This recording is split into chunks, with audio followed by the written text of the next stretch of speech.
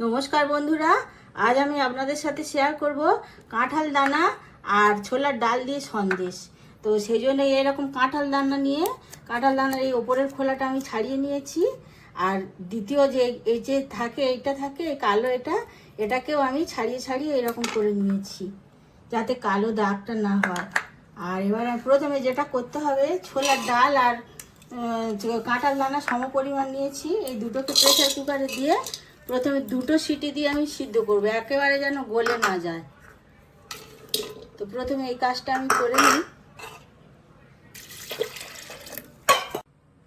এটা ভালোভাবে সিদ্ধ করে নিয়েছি, সিদ্ধ হয়ে গেছে অথচ গোটা আছে। এরকম অবস্থায় এটাকে আমি একটু ব্লেন্ড করে নেব। এর সাথে দিয়ে দেব জলের পরিবর্তে দুধটা দিয়ে ব্লেন্ড করছি।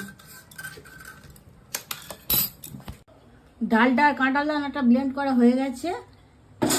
এবারে কড়াই বসিয়ে দিয়েছি উনুনে, এতে দিয়ে দিচ্ছি 2 চামচ ঘি।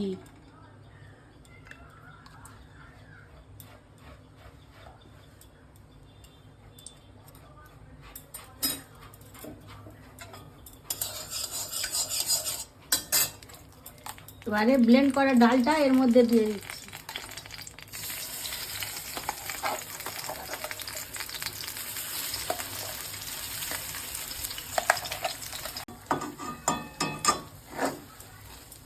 ঘিয়ের ওপরে মিশ্রণটা দিয়েছি, এবার কিছুক্ষণ নাড়তে হবে। এর মধ্যে দিয়ে দেব চিনি আর দিয়ে দিচ্ছি একটু এলাচ গুঁড়ো।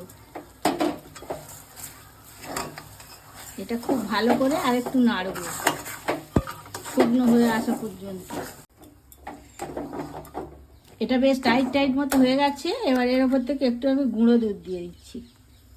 যেহেতু ওটা সন্দেশ তৈরি হবে, তো গুঁড়ো দুধটা দিলে ফ্লেভারটাও ভালো আসবে আর খেতেও ভালো হবে। এবার আমি গ্যাসের ফ্লেমটা অফ করে দিলাম।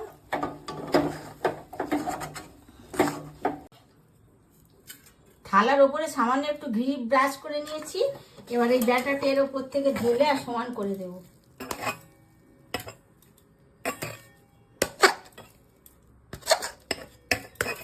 সন্দেশটা তৈরি হয়ে গেছে, আমি পিস পিস করে কেটেও নিয়েছি। এবার আমি প্লেটে সাজিয়ে নেব।